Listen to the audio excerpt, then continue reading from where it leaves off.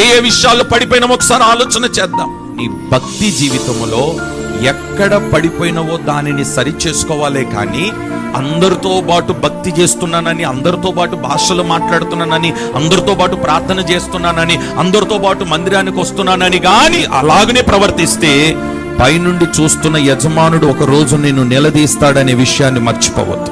కుటుంబం అందరూ కలిసి వస్తున్నారు, మంచిదే. ఏదో నా భార్య భక్తి చేస్తుందని, నా భర్త భక్తి చేస్తున్నాడని, నా పిల్లలు భక్తి చేస్తున్నారని అందరితో కలిసి వచ్చేస్తున్నావేమో. నీ భక్తి ఎక్కడ పడిపోయిందో ఆలోచన చెయ్యి. పాపం అనే పరిస్థితుల్లో నీ భక్తి పడిపోయిందా? సహవాసాన్ని విడిచి నీ భక్తిని పడగొట్టుకున్నావా?